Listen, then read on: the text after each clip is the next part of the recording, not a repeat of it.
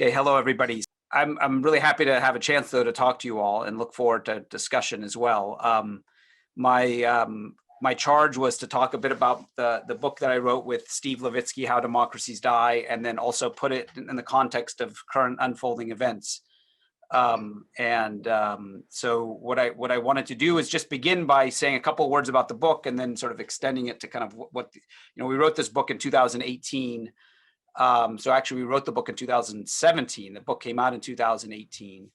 And when we wrote it, I have to say, at the time, a lot of people thought we were overly alarmist. And there was some pushback that we were exaggerating the threat, that that our democracy wasn't in such a disaster situation. But I think it turns out we probably weren't alarmist enough, looking back.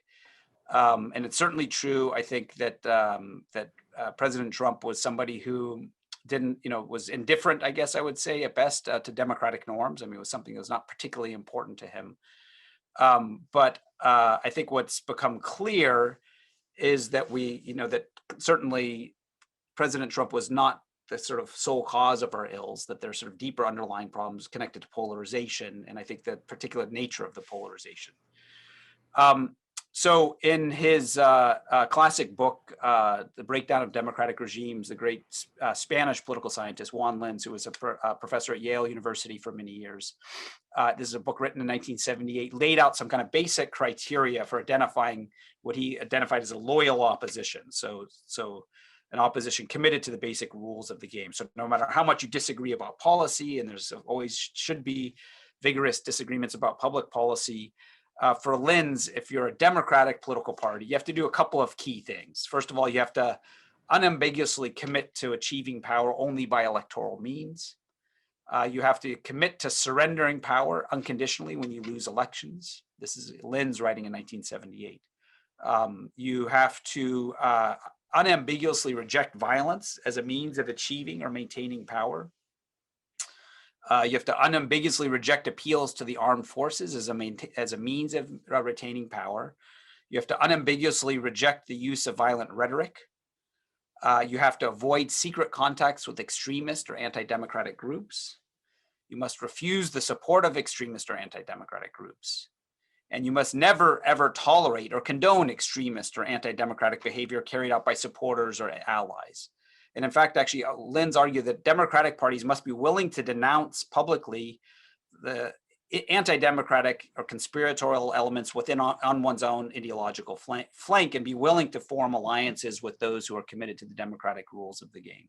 So again, Linz was writing this having studied the breakdown of democracies in 1930s Europe, 1960s, 70s Latin America.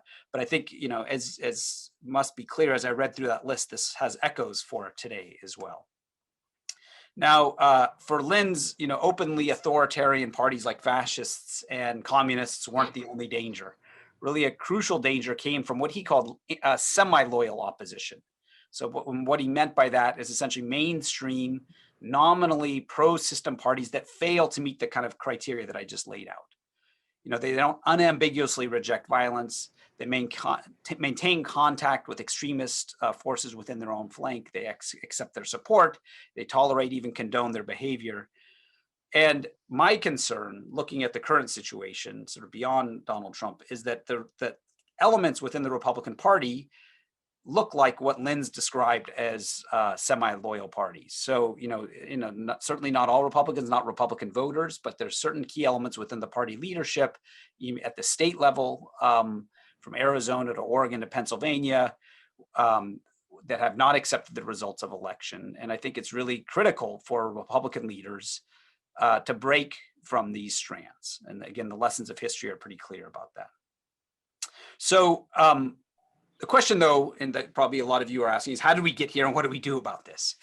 And so I want to talk a little bit about both of those things. And so how we got here is in some ways the subject of the book that I wrote with Steve Levitsky. And I think, it's pretty common knowledge now that American politics have descended into dangerous levels of polarization. So Republicans and Democrats have come to fear and really loathe each other. According to a 2018 Pew survey, 49% of Republicans and 55% of Democrats said the other party makes them afraid. A more recent study found that 60% of Democrats and Republicans believe the other party is a danger to the United States. we've really not seen this kind of partisan hatred since the Reconstruction era in the United States. And this isn't just traditional liberal conservative polarization, because these differences run much deeper. I mean, these are often not just about public policy, but about racial and cultural identity. So, it's one of the things that's happened over the last 50 years is our partisan identities have really quite fundamentally changed.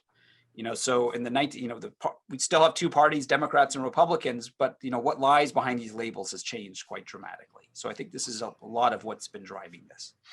So back in the 1960s and 70s, Republicans and Democrats are actually pretty culturally quite similar. They were kind of big tent parties that contained lots of diverse conservative and liberal elements within both of them. And they were overwhelmingly dominated by whites, I would say, of course, because this is the pre-1965 Voting Rights Act and Civil Rights Act. This was a kind of exclusive set of parties in some ways. Three big changes, though, have taken place since that period, since the mid-1960s. First of all, the civil rights movement led to, and the full democratization of the United States led to a massive migration of Southern whites from the Democratic Party to the Republican Party. And African Americans, by and large, overwhelmingly were Democratic. The second big change is that the U.S. experienced a massive wave of migration beginning in the 1960s, and most of these immigrants ended up in the Democratic Party. And third, under Reagan in particular, evangelical Christians flocked to the Republican Party. So today, whereas in the past these parties look quite similar, today Republicans and Democrats represent two very different communities. The Democrats are essentially a kind of rainbow coalition of urban educated whites and ranges of ethnic minorities. And the Republicans, by contrast, remain overwhelmingly white and Christian as well. So Democrats and Republicans are separated really then by these kind of deep and really intense cleavage. And so that, in some sense, they speak different languages, they live in different places, they go to different schools, and they worship different gods. And they have fundamentally different conceptions of what it means to be an American. And so this is a problem because this sort of polarization, the historical record, I think, is pretty clear, can kill democracies. When we come to view our partisan rivals as something that's really intolerable or catastrophic if they win, we start to justify using extraordinary measures to prevent them from gaining office. Things such as voter suppression, election fraud, and even violence. I mean, this is what killed democracy in Europe in the 1930s, as well as Chile, for instance, in the 1970s. But from my view, this polarization has a distinctive feature in the United States, in that it's asymmetric. Over the last 10 years or so, I would say increasingly it's the Republican Party in particular that has become more of an anti-system party, and the party leadership of the party. And by this, I mean that there's a kind of increased willingness to use election suppression in the name of cleaning up elections. And I think we've seen this in the 2020 election and the response to the loss in the 2020 election. Now, what's driving this, I think, is in some sense that the part of this is this polarization, but really part of this is, again, this sharp cultural divide between Republicans and Democrats. And this is really critical, that this asymmetric and bad for democracy, because democracy requires that political parties need to know how to lose. And so I think that's really the frightening thing that we saw in the reaction to the November election. So what this means, democracy can't function if parties don't know how to lose. And this means that, when we lose an election, we accept defeat, we regroup, we go home, we get ready to play another day. But in order for parties to know how to lose, they really have two main conditions have to hold. First of all, they have to be able to believe a party thinks that it can win again in the future. And second, it has to believe that losing won't bring ruinous consequences. And when politicians fear that they won't be able to win in future elections, or if they think that the results will be catastrophic, the stakes, of course, rise dramatically. Politicians' time horizons narrow. You throw tomorrow to the wind, and you try to win at any cost today. And so there's a historical record of this in other places. In some other research that I did for a book that I wrote on conservative parties in the 19th century, I found very similar dynamic with German conservatives in the 19th century. So before World War I, German conservatives represented kind of landed elites, and they were terrified of expanding the suffrage. And they thought by giving the right to vote to the working class, then not only would this lead to their inevitable electoral defeat, but this would destroy the entire aristocratic order that they were part of. So conservatives in 19th century Germany started to play dirty. They used fraud and repression to try to stay into power until World War I. Think also of the Democratic Party in the US South after the Civil War. So of course, Reconstruction brought widespread Black enfranchisement to the US South. African Americans constitute a majority or near majority in most Southern states. And so enfranchisement scared Southern Democrats and their supporters. Because again, not only did Black enfranchisement threaten the electoral prospects of Democrats, but it also threatened to overturn the entire racial order. And so perceiving that threat, Southern Democrats played dirty. They restricted the right to vote. Voter turnout among African Americans fell from 61% in 1880 to only 2% in 1912 in the US South. So unwilling to lose, Democrats stripped the right to vote from nearly half the population, ushering in nearly a century of authoritarian rule in the US South. So my concern is that something similar may be happening to the Republican Party today.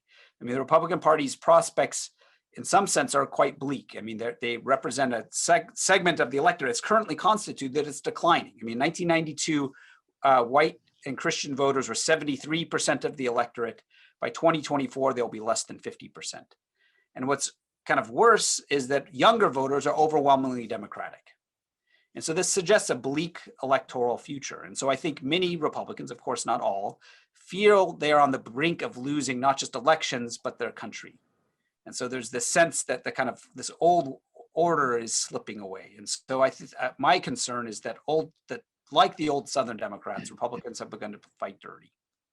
This may mean purging voter rolls, making it harder to register to vote, closing polling stations in predominantly African-American neighborhoods. Now, all of this has certainly, I think, been exacerbated in the last few years, and it's been accelerated under Trump, but it's something that existed long before Trump. And I think, currently we're facing this situation. Now, a question we might ask is, what do we do about all of this? If you accept my diagnosis, maybe you don't accept the diagnosis, but if you accept my diagnosis that we essentially have one political party in particular that has radicalized, and I think there's lots of cross-national evidence of this actually. The Republican Party used to look very similar to European center-right parties, but today it looks much more like a European radical right party. And this has the risk, I think, of unleashing a spiral on both sides. And so that's a worrying thing. So what are we supposed to do about this? Well, this is a real bind, I think, because one of the challenges in a democracy is, of course, that our system is premised on the notion of openness and tolerance for your opposition. And so just in the way I've described the Republican Party, if there's any Republicans out there, you might say, well, this doesn't sound particularly tolerant of the other side. Disagreement is the nature of democracy. So the kind of bind is, how do you deal with a party that's not playing by the rules within a democracy? Do you tolerate them? Do you not tolerate them? If you don't tolerate them, isn't that a contradiction in a sense? And I think this is a real bind. The good news is, I think if we want to call it that, is there's actually, we're not the first generation or the first country to be in this situation. I think there's actually 2 centuries of thought on this exact question of how do you deal with this kind of increased polarization distance where you view the other side as a threat to the democratic order. One response to this it comes out of the post-war experience in Germany and Europe, which is a part of the world that I've spent a lot of time studying. There's this notion of militant democracy. Now, I'm not making the case for this. I just want to lay out kind of one way that people have dealt with this problem.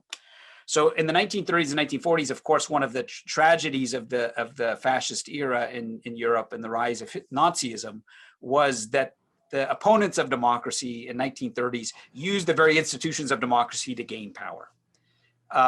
And so, this haunted German liberals and Democrats forever after this. There was this incredible quote from Joseph Goebbels in the 1930s who said, "This will always remain one of the best jokes of democracy, that it gave its deadly enemies the very means by which it was destroyed."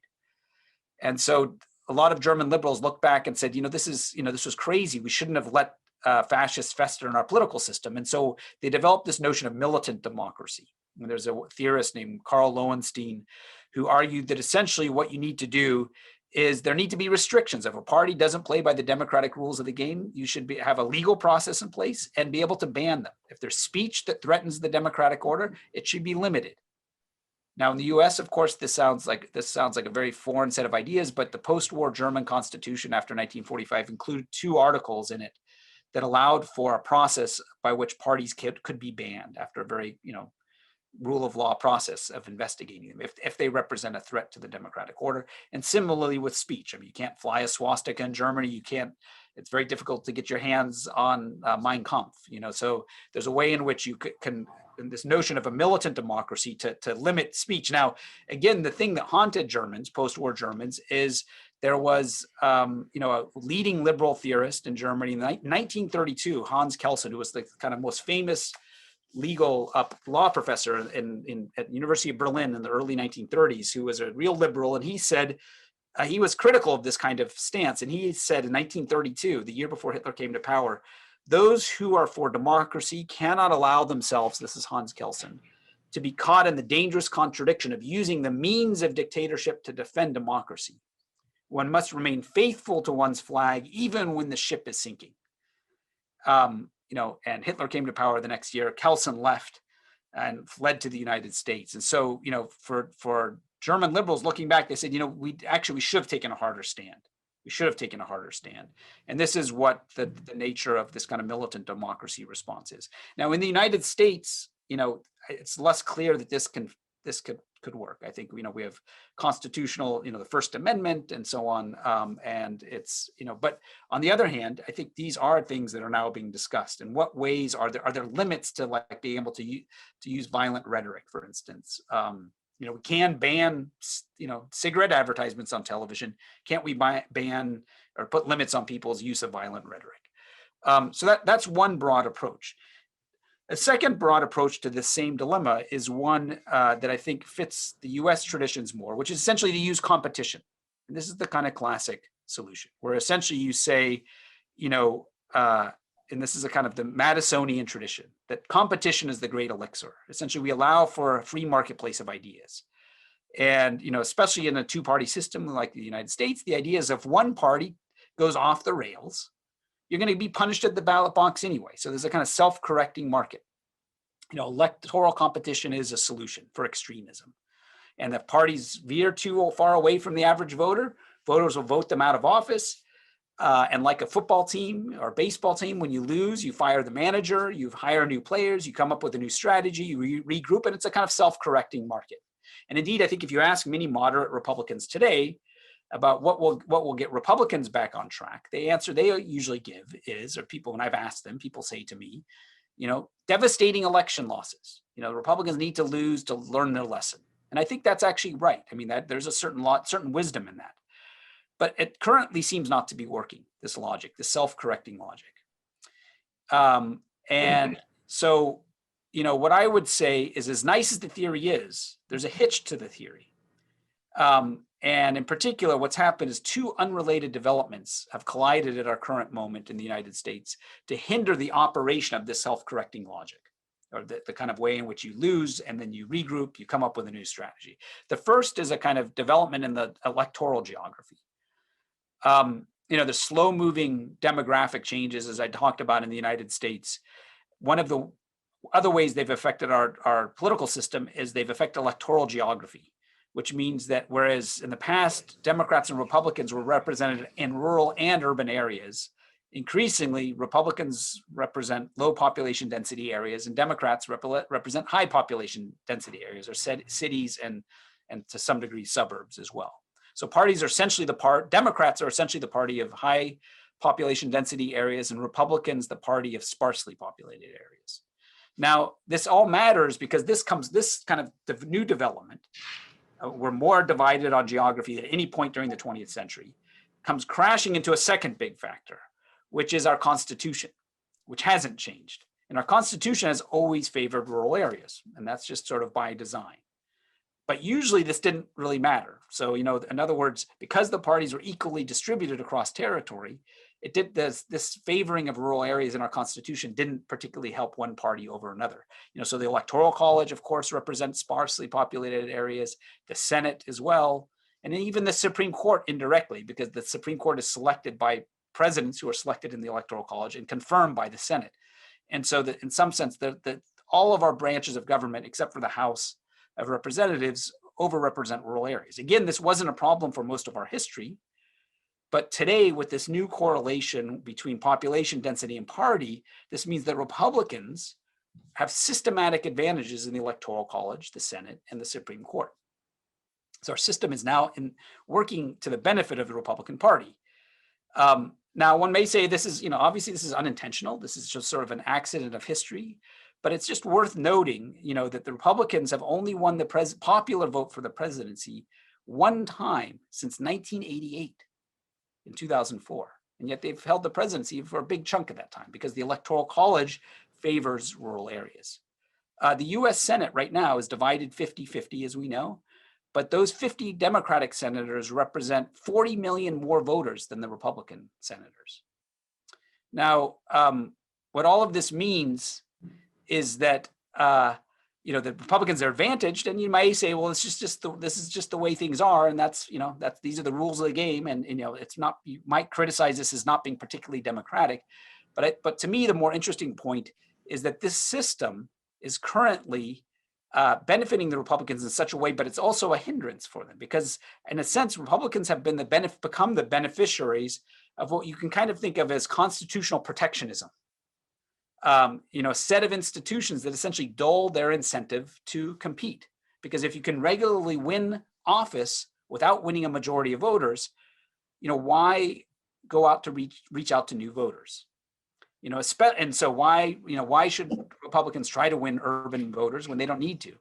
Especially when the base of the party is telling them to radicalize. So in a sense, Republicans are in this kind of self-reinforcing spiral, I would say, where their non-urban conservative base is pushing it to radicalize, and our institutions, which are supposed to provide a kind of counterweight to that radicalization, are not operating because the incentives to adapt aren't there.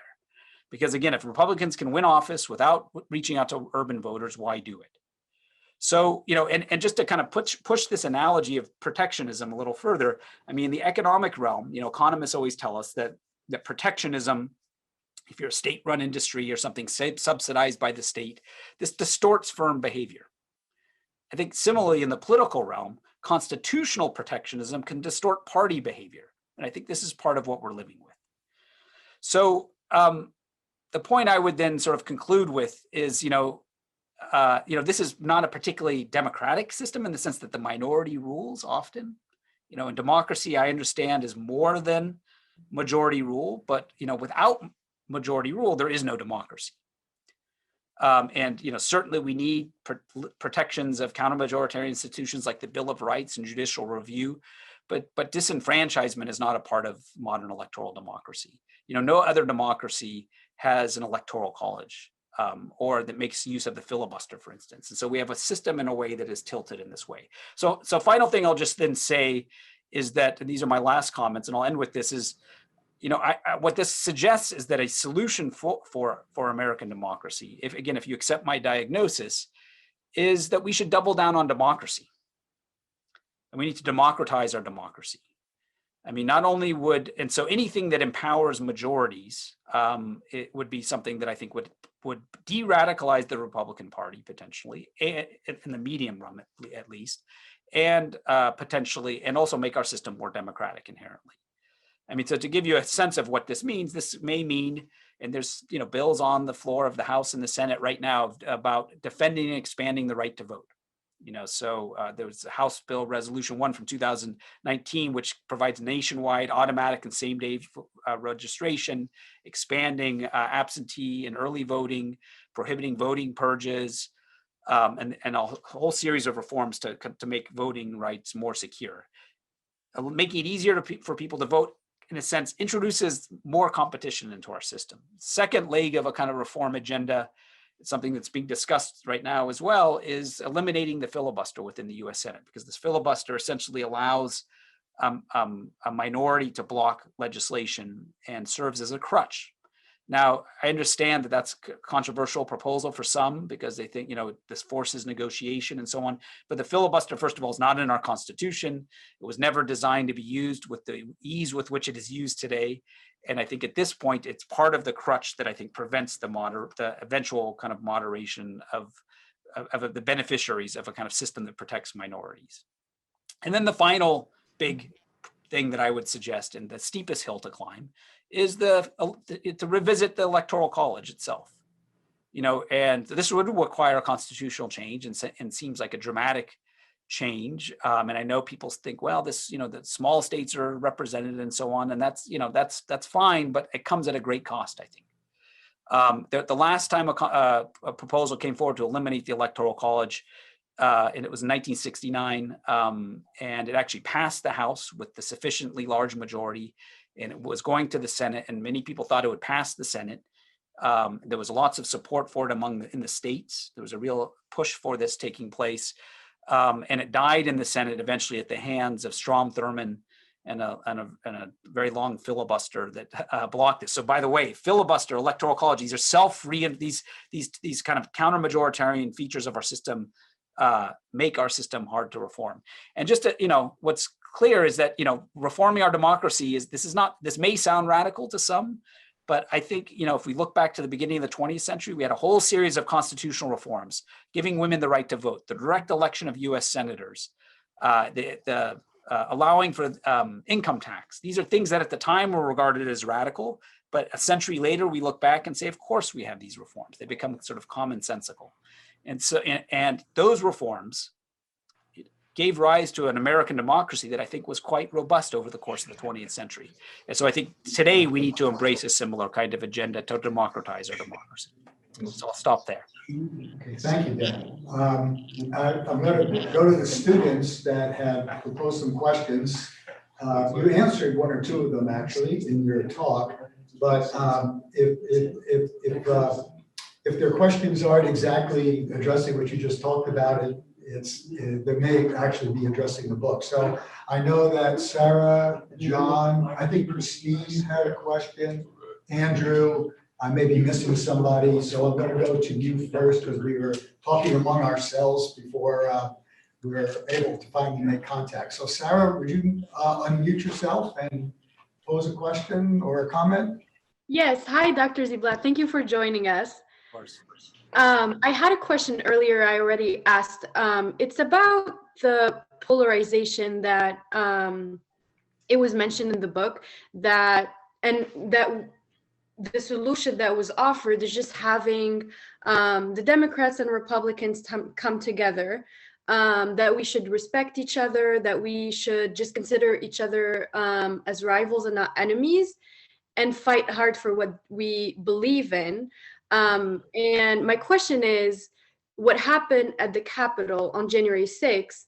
What would you say to those people that stormed the Capitol and do hardly believe that the election was stolen from them?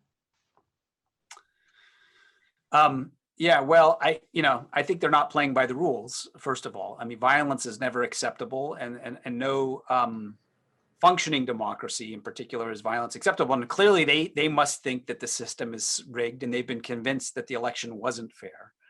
And so that's why they, in a sense, are acting in this way. And so, I mean, so if one really tries to think of it from their perspective and give the most charitable read of what they are up to, it's, they have this sense that this is like, facing the East German communist regime or something. And so, of course, you're going to rebel, and because this is that's the only way to bring things down. My sense though is that is, we had 61 court cases on the election, with many Republican appointed judges, many Trump appointed judges, who all argued that there was no evidence of election fraud. And so we have a set of procedures in place, a set of rules, and nobody likes it when their side loses. But if you agree to the rules ahead of time, then that's the name of the game. I mean, that's it. And so, that may not convince people, but I happen to think that the argument is correct. And the other issue is that there's always going to be, in any society, I mean, this maybe sounds overly pessimistic, but in any society, there's going to be a segment, and I think throughout American history, certainly, there's always been significant segment of the electorate and of the population who are fundamentally dissatisfied with the order and are willing to use violence and are willing to overlook violence. I mean, think back to Timothy McVeigh, for those of you who can remember back to the 1990s, Oklahoma City bombing. I mean, there's been or think of, go to the segregationists in the 1960s, or go back to McCarthy in the 1950s, supporters of McCarthy in the 1950s who thought there was a major conspiracy to cover up communism. Go back to the 1920s and 1930s. I mean, there was groups that didn't accept the constitutional order. And, supporters of Father Coughlin, a radio personality who had millions of listeners, who thought there was conspiracies to kind of repress people and so on. So, there's always been these segments of the electorate, and ideally we reduce that portion of the electorate through all sorts of potential means of social transformation, education, investment in social institutions, economic opportunity. But I think my main point would be that, aside from reducing that portion of the population, the key thing is to make sure that our politicians don't regard those groups as allies. I think that if we have mainstream political parties who distance themselves from those groups, who clearly say that kind of behavior is unacceptable, that's the best we can kind of hope for. And so in some ways, I'm more interested in communicating with the political leaders who think it's in their interest to ally themselves with these groups than trying to communicate to the people who are themselves using violence. Because we have rule of law, we have the FBI, the Justice Department will investigate violent networks, and all of that stuff needs to happen. But I think at the end of the day, as a political scientist, my particular interest is, why is it that at this particular moment, relatively mainstream politicians are unwilling to distance themselves sufficiently from that? And that I think is the most dangerous thing for a democracy. All right, I'm going to intervene here and let Herman, who's here in the classroom, is from Ghana, maybe our only outside the country perspective that we have in the room, pose a question. And then Christine, why don't you be on deck after Herman's question? I know, Joe, we've got about 5 more after that, and we'll try to move through to get all the questions answered. Herman, go ahead. All right. Thank you for coming here, Professor Daniel. I just want to kind of bounce back from Sarah and the question. She said you talk about polarization and how the Democrats and the Republicans should come together as to kind of reconciliate democracy or something. But I just want to know, given the fact that it's deeply divided between both parties, because they're not that similar anymore. I just want to know, what would be the first step towards that reconciliation of both parties? Well, I guess I'm less interested in, coming together. I guess the first thing I would say is the goal is not unity. I know Joe Biden talks a lot about unity, and that's probably symbolically very important. And at some level of unity is important. But really, what we need are 2 political parties that don't come together, that fight with quotation marks around it. One has to be careful these days. Compete over policy differences. That parties that disagree, that offer alternatives, but that operate under a kind of norm of mutual toleration. So in other words, you again, the point I think that Sarah said, you treat your rivals as rivals and not as enemies. And so it's not that Ted Cruz and Bernie Sanders have to like each other or come together and agree on policy ideas. In fact, the fact that they disagree is the essence of democracy. They represent different constituencies, they represent different ideologies, and that's the heart of democracy. But what we do require is that both of these politicians, or politicians in both of these parties, recognize that the other side's views, as long as they play by the rules, and that's a big condition, as long as they play by the rules, have a legitimate perspective. You hope your side wins, but you on the other hand, if the other side wins, you say, okay, they won. And so, I think so in that sense, coming together and reconciliation is not necessarily the goal among our politicians. Now, I do think, so there is some minimal level of reconciliation necessary, in that we have to accept the other side is legitimate and not be tempted to use violence above all to try to pursue your own agenda. So if you have citizens threatening politicians with their lives, this is clearly, you can't have a functioning democracy. And what's so worrying to me is that when you look around the world, political violence is the thing that happens before a democracy dies. I mean, there's no question about it, because it's poisonous. If one side uses violence, then the other side is not. How long can you expect it to stand by and just continue to abide by democratic norms? And so the real challenge, then, I guess I would rephrase your question to say that the real challenge is to get both sides to learn to accept the other side as legitimate. If one side uses violence, though, it's very hard to get to there. So step number one is a complete, sharp rejection of violence as having any legitimacy. Now, I understand that members of the U.S. Senate on both sides stood up yesterday, from what I understand, and gave applause to the Capitol Hill police officer, and so there's some level of kind of bipartisanship on that.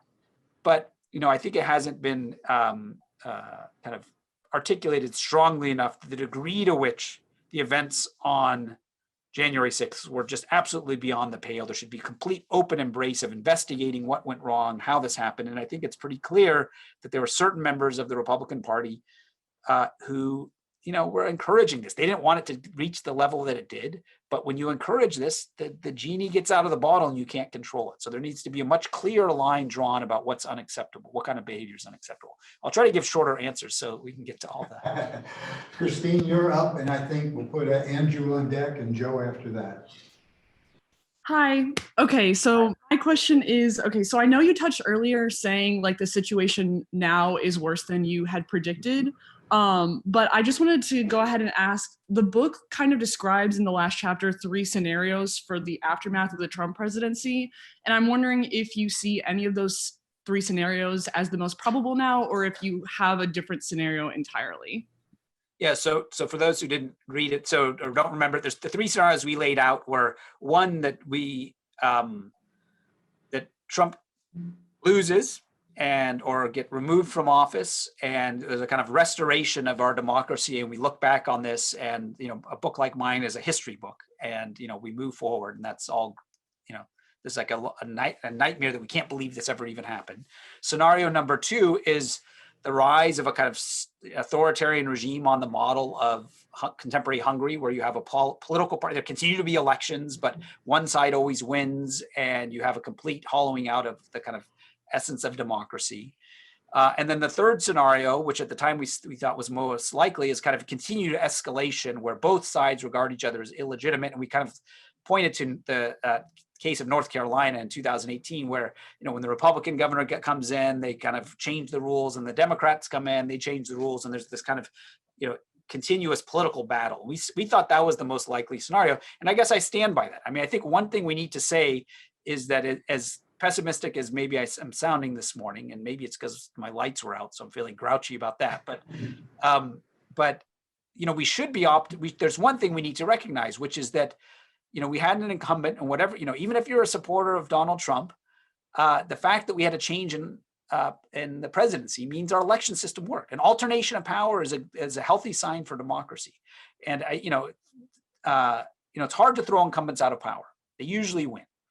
If you have an incumbent in power who seems willing to use questionable non-democratic means to stay in power, that's even harder to remove them from office. And so the fact that we had a transition of power, it was messy, is a sign that our democracy is not like Hungary, is not like Turkey, these other cases where you had people elected in office and then never leave. So that's the good news part of our story. That's no small achievement that we should all praise. But on the other hand, I think we continue to be in this situation where we're going to have continued escalation and continued polarization. So I think scenario number 3, unfortunately, is still where we are. Okay, Andrew, you're up, and Joe, you'll be on deck. Thank you, Dr. Ziblatt, for being with us today. I'll try and make my question concise and clear. So to preface it, I think, 1, I'm not a conservative, and 2, I think you would agree that a lot of the policy platforms that the Republican Party runs on are more of minority opinions. I think that was one of the thrusts of your argument earlier. I guess my question is, what is it that liberal institutions or broadly public or private institutions have done to contribute to the breakdown of some of the broader democratic institutions? Has that been a factor, and what are some ways in which that has happened? Yeah, good question. Yeah, so I placed a lot of the blame at the feet of the Republican Party. I guess a couple of things. Number one, it's pretty clear that that the Democrats have, at certain points, engaged in the same kind of escalating constitutional hardball that we kind of mostly blame the Republicans for. So, in other words, in this, President Obama, use of executive orders, perfectly legal, but really not in the spirit of the Constitution, in the sense that if he couldn't get his legislative agenda through, then he would govern by executive order. Now, I can understand the reason why he did that. And similarly, I think Biden finds himself in a similar situation. If there's important policy goals and you think you're going to be blocked, then, why not use executive order, since the other side does that? But I think that contributes to this escalating cycle. Similarly, I think in the Senate, the kind of escalation, the elimination of the filibuster contributed to this sense that there is an escalation from the side of the Republicans. And so this, it's a spiral. It takes two to tango, as they say. I think the historical record is pretty clear that this began in the 1990s at the hands of Newt Gingrich, partly because they had been locked out of the majority in the House for so long. And this is something that I think might be worth investigating more, which is, remember that the Democrats control the House of Representatives from the 1940s through the 1990s for 50 years. That's not particularly a great sign for the health of democracy. And so how that contributed to the radicalization of the Republican Party is something worth thinking about. I think Democrats are just trying to win, and that's their job, is to try to win. But in a way, being locked out of power for so long at the level of the US Congress contributed to the radicalization of the congressional Republicans. And so Newt Gingrich felt he had to attack the institutions in order to get into power. And it worked. And so they discovered a strategy that worked. And that congressional domination was in part the outgrowth of, in part at least, the Southern Democratic domination of the US South, which was, the Democratic Party has changed obviously since the 1960s, but there were still a lot of Southern Democrats who maintained their domination of the US South. And so in some sense, we're living with this original sin. I guess a final thing I would say is, and this, there's a way in which as our politics becomes less, not only about class, but about cultural issues, there's a kind of level of moralism in our debate that I think can sometimes be destructive. So in other words, if you feel like you're on the side of freedom and justice, that means that the other side is not. And so if you identify yourself as being on the side of democracy, that means the other side is not. And so I think the dangerous situation that we could enter into, and I think so far Democrats have been pretty responsible, Democratic leaders have been responsible about this, is to not identify themselves, we are the side of democracy, and that means the other side is anti-democratic. There's certainly anti-democratic elements, I think, within the Republican Party, but I think it's really important that the Democrats try to remain, as much as they defend the institutions, to not identify their party entirely with, we are on the side of justice and the other side is not. I think that can lead to a dangerous situation, and it pushes the Republican Party into a kind of more crouched stance against democracy. Okay, I'm going to go to Joe in a second. I think John Hendershot had a question before. John, do you still have a question? You nod your head. Right now, I don't have a question. Okay. I had asked before, but That's that was all right. before.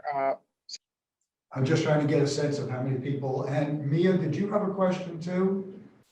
No, okay. So go ahead, Joe.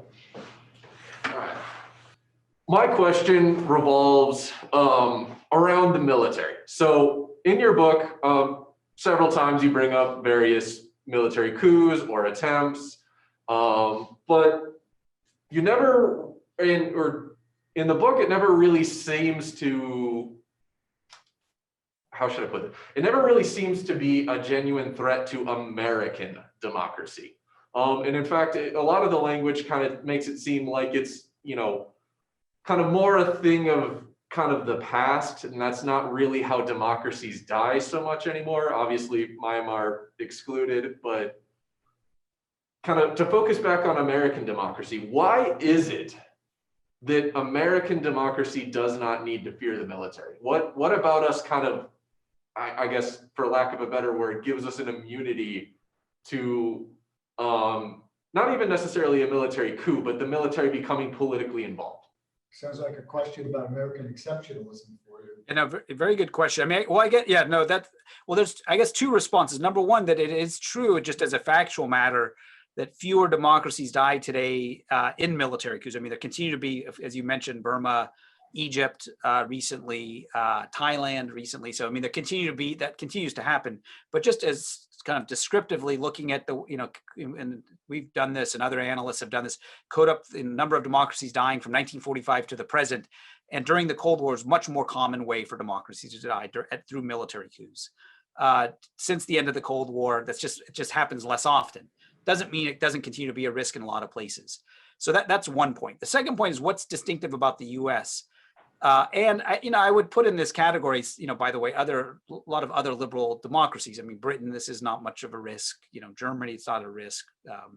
And so, what I think what this points to is the particular structure of civil military relations in the United States, number one, and that we have a very robust and healthy system, I would say, of civilian control of the military. And so that's a key part of the story. So, the military can't call the shots on politicians. And that's the essence of democracy. And that's one of the things that has gotten democracies into trouble in the past. But number two, and kind of a necessary condition along with that civil control of the military, because a risk of a civil control of the military is if somebody comes along, a president who's the commander in chief, and orders the military to engage in some illegal action, when in principle, civil control of the military sounds potentially dangerous. And so a second key ingredient for healthy civil military relations was a highly professionalized military. And so what that means is they abide by a set of professional codes and a commitment to the Constitution that means that they are not going to follow the lead of any kind of dictator who comes along and tells them to do something illegal. And that's something that has built up over generations. I mean, a lot of the reforms that happened in the U.S. military after the Vietnam War played a major role in this. The kind of effort to have officers with advanced training and PhDs, and so we have a very highly professionalized officer corps. And this means that they're professionals, and so they're not going to bow under pressure. I should also say it's not just civil military relations. I think one of the underappreciated great contributors to the robustness of American democracy, insofar as it's robust, is professionalism at all levels of society. Attorneys who abide by a professional code set by the Bar Association, doctors, scientists, civil servants who aren't willing to bow to pressure from politicians and from potential dictators. So everybody and all of us, anybody who's in a professional setting knows that there's a set of professional standards that guide our behavior. And we tend to think of this, as I'm a professor, like what does my life have to do with the regime? But I think it turns out professionalism is actually a great bulwark against authoritarianism at the level of military officers, at the level of civil servants, at the level of teachers, at the level of scientists who don't bow to pressure, let's say in the face of kind of pressure dealing with COVID. And so this is something that is really a key ingredient. And when people often ask me, what can I do in my life to help save democracy?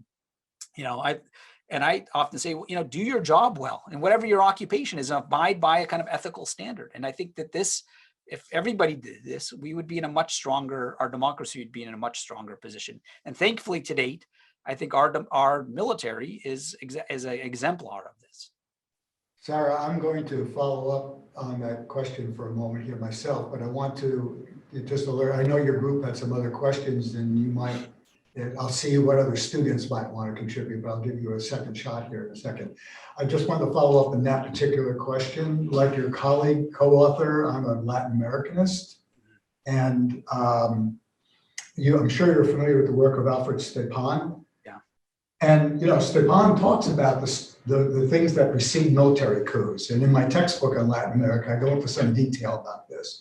And I was talking to the students in the interlude before you joined us about how I didn't think there was an immediate danger of a military coup, but just the fact that the military and our generals have felt it necessary to say that if you look at Stepan's literature, suggests a dangerous tendency towards drawing the military into politics. And that we have a military that has been more, particularly the officer corps, more partisan than it was in the 50s and 60s, although in this election, a lot of military people voted Democratic. And that finally we have drawn the intelligence security agencies into politics by, during the Gulf War years, making them, politicizing intelligence. Right? So briefly, are you concerned at all that if there's no immediate danger of the professional norms breaking down, that maybe we've made a step toward a much more dangerous civilian military relationship? Yeah, so yeah, I do think that that's right. I mean, my sense is that we've moved in the wrong direction on this. That, you know, so right before the inauguration, the Joint Chiefs of Staff and there was a statement released, essentially saying we're not going to get involved in politics. The fact that they had to do that, a lot of people said, shows you that we're in a kind of unusual situation, and I think that's right. So I don't think we can take it for granted. I mean, this is something we certainly have to continue to pay attention to. And I think one area of concern that all advanced democracies are facing, including Germany, are the degree to which the coercive apparatus, whether at the level of police or the army at lower levels, are being infiltrated by people with really sharp political agendas who might be kind of have extremist sympathies. And so some work has been done showing that German police officers are like disproportionately supporters of the radical right, and these kind of right-wing networks have infiltrated the police. And there's some evidence, I think, that this is what happened on January 6th in the US as well.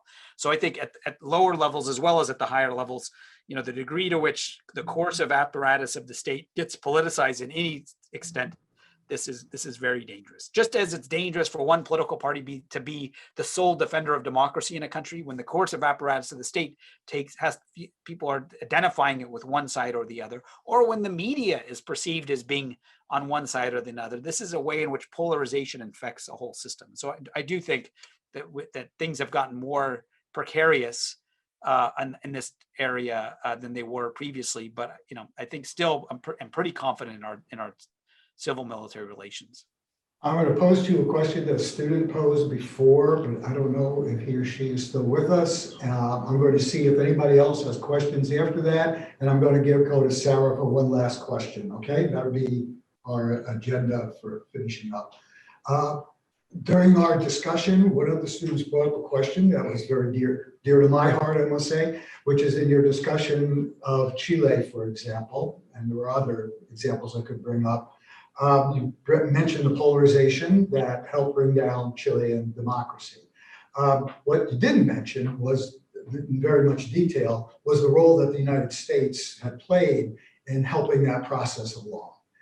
And if we didn't believe in democracy in Chile or in some other places in the world, what makes you so confident that we believe in democracy in the United States?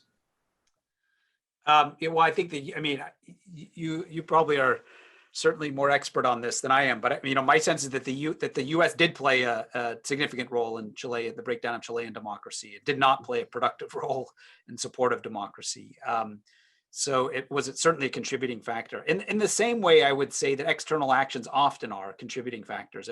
So there's always a debate about, to what degree did Russian involvement, increase polarization before 2016 as well as in 2020. And I think it played some role.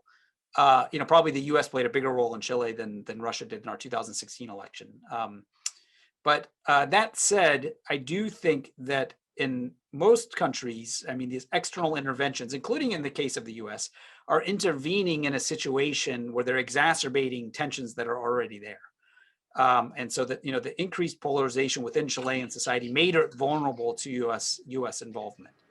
And I guess the second point I would make is that, the U.S. of 1972, 73 is not the U.S. of today. Number one, you had a different president, you had, Nixon and Kissinger, who were not always the greatest supporters of democracy around the world. So there's particular features of the Nixon administration. That's the first point. But I think more generally, the US, this is one of the things that makes me optimistic again, is that the US is not the same society as it was in 1972. In many ways, I think we're a much more democratic society, despite the presence of white nationalists and extremists and so on. I mean, at the level of mass attitudes, Americans are much more inclusive on racial questions and much more liberal on racial questions today than they were in 1972, let alone 5 years ago.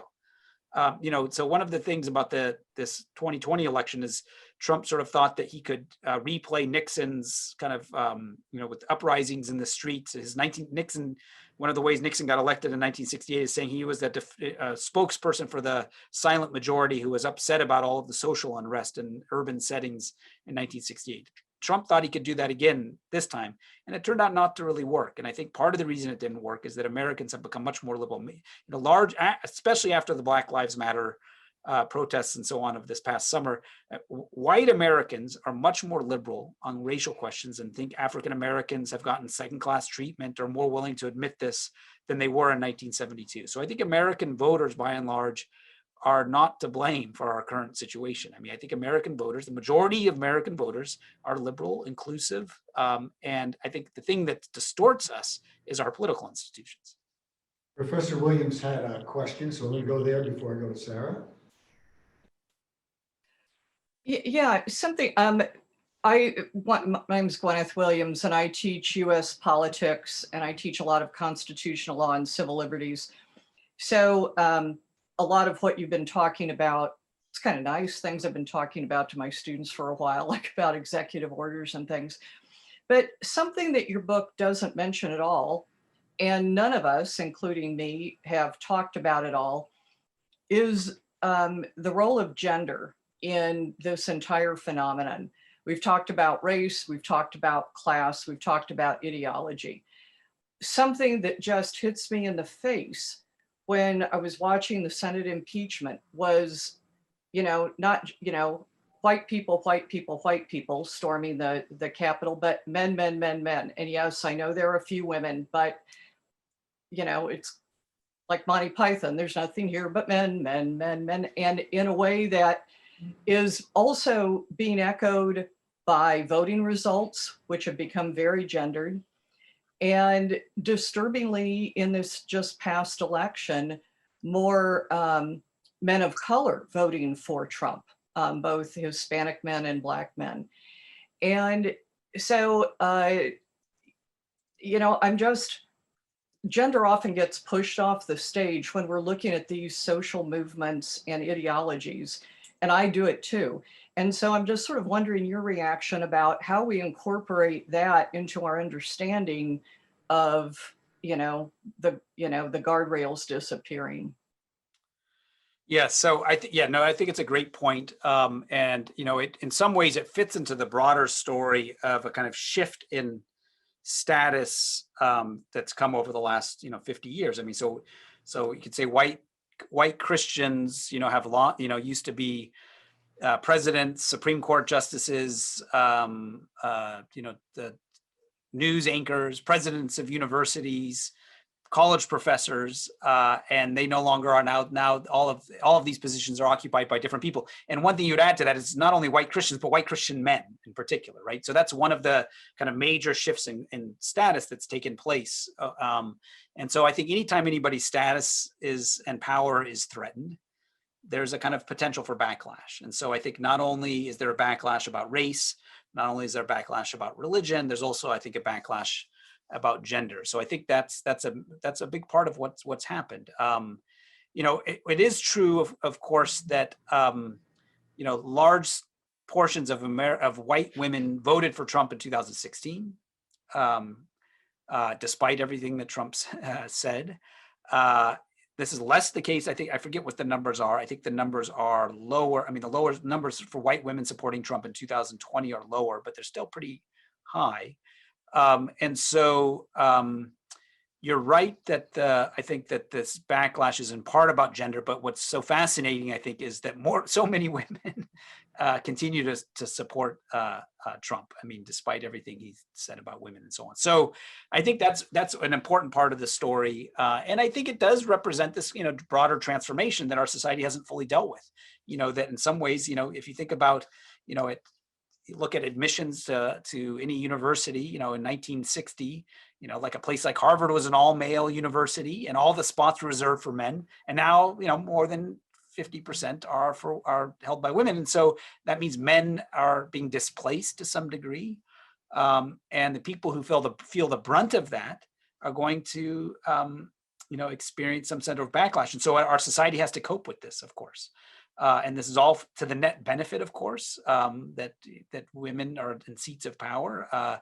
But somehow this is like all these other cultural and social shifts. So I think it's important, as you say, that it be included as one of these key ingredients and not to be mentioned, not to be kind of forgotten, because that's, there's a way in which, the loss of manufacturing jobs has, so these economic dynamics have disproportionately hit men, because these are the people who have lost their jobs. And so, or they feel particularly targeted by this. And so I think that's a big part of what's happened. So I don't know. I mean, that doesn't fully address, so I wouldn't say that's the only factor with gender, but it's certainly, along with these other factors, certainly a key factor driving the polarization today. If you have a question, before I go to Sarah, could you turn on your camera and show me your hand? I'll just wait a second. Oh, can I just say 55% of white women voted for Trump. Let's go to Sarah. I think your group sent a number of great questions. You can shoot one of them, and that'll be our close. Thank you, Dr. Hellinger. I wanted to ask about something that was said in the book. It was said the foundations of our democracy are certainly stronger than those in Venezuela, Turkey, or Hungary. But there wasn't any proof that was provided of that claim or an explanation of why would that be the case. And on that note, I come from Tunisia, a country where we started a revolution, started the Arab Spring to get rid of a dictator, Ben Ali, which he reminded me of Trump. They were both obsessed with hegemonic control. I know Tunisia isn't the most democratic country, but when it was time to get rid of a dictator, that he just had to leave. We didn't have like any protests saying, oh, we should keep that president. No, the whole country came together to have him out. When I look at the United States today, I don't know about that foundations of our democracy is stronger, because again, I go back to the January 6th insurrection. Yeah, I see your point. That's not the sign of a healthy democracy, the January 6th insurrection. No, that's true. I mean, and I think Tunisia is the great success story in a way of the Arab Spring. I guess a couple of things. One, I mean, the social science findings over the last century, so people who study this over the last, with data over the last 100 years, show that in general, if a country has a higher GDP per capita, the odds of it staying a democracy, in any given year is just much higher. And there's, people try to puzzle over why that's the case, but that's just a kind of descriptively a statement that is true. And so, it's actually and then the second big factor that a lot of people note is that the age of a democracy in any given year predicts that in that year that the democracy will survive. So the older a democracy is, the kind of more likely to survive. So with each passing year, sort of the opposite of humans. As people get older, once you reach a certain age, your probability of surviving that year decreases. Democracy, each passing year, according to the data, in the past century of data, assuming that predicts the future, means that your chances of surviving that year are much greater. So just to give you an example, Germany in 1933, given its GDP per capita and given the age of its democracy, it had just been created in 1918, the odds of that democracy collapsing were much, much lower. I mean, people have estimated this. I'm sorry, the odds of it collapsing are much, much higher than the US is today. 10 times, 20 times higher of democracy dying. So one might have expected German democracy to die. The US, should be safe given these things. And so that's supposed to reassure us. But I guess a couple of points. Number one, maybe American democracy is not that old, is one thing I would say, which is that, we tend to think of the US as being democratic going back to the 19th century or even earlier and kind of conventional understandings. But I would argue that the US really not since it's only been a full democracy since 1965 with the enfranchisement of all African Americans, and all adults. And so, we're in some ways we're experiencing a kind of backlash against that recent democratization. That's one point. And then the second point is that, what I just said is this is what I reported to you is based on the last century of data, and, depends on what your view of that is. I mean, is this predictive of the future? Is the past mere prologue? I mean, is this where we just are sort of fitting into the patterns of things that have happened in the past? Or are there these disruptions in our life today, technology, economic, that make these relations that have been existing in the past no longer predictive of the future? I mean, I think generally the US is probably more secure because it has these constitutional traditions that have been around a long time. And because it's wealthier. I think that's pretty clear. But the whole point of our book is not to rest on our laurels, but is to say that the US needs A, to democratize further, and B, we may be in an unprecedented time, and it kind of certainly feels that way. And so we need to all have our guard up and recognize that this is not just a machine that runs on its own. I mean, that people, really need to defend democracy. So that's the sort of take-home message, I hope. So I want to thank everybody that hung in there. I want to thank Dan for hanging in, and it was not your fault that you couldn't get in earlier, Yeah, and I really appreciate that you kept trying, and Yeah. that thanks to Kelly K. Pease, a professor who said, let me see if I can send him a link so he can get in. So Right. thank everybody who came and posed questions. I wanted the opportunity, Dan, to show off some of our students to you, because we're very proud of the kinds of students that we have at our institution. The one thing I'll ask you is at some time, perhaps you or your co-author, Stephen Levitsky, worked with, 50 years ago, I was a graduate student starting at Rutgers with Robert Kaufman, who wrote a book with Stephen. And I want to sit down with you perhaps and tell you why I think Chavez deserves some of the criticism you give him, but how unfair it is that he's become the poster boy for populist danger. I think there's some, I'll defend President Caldera as well. The only guy that stood up and said, hey, stop screaming for the death of all the coup makers and start asking about why it happened. So I got a few things. I'm sure everybody that's read your book has something they want to talk to you about. Well, hopefully someday I can come in person. So all right, thank you. I love the book, and I'm so happy that we had a chance to talk to you about it. Congratulations on it, because rare is the book that kind of coins a phrase, and now everybody's talking about the guardrails. Right. So that's particularly, I think, you've gotten a lot of honors, but I think you've got a nice, really something to hang your hat on there, that people are talking about the book in the way they are. That's exactly what I think political scientists, the mission of us in political science is to sort of get people talking this way about democracy and other political issues. So thank you very much for spending time with us. Thank you everybody that was both in the audience and among the students and the faculty that came. I guess that's about it. So. Okay. Thank you, everyone. Thanks. Sorry for making everybody wait. I really appreciate you guys hung in there. So thank you. Okay.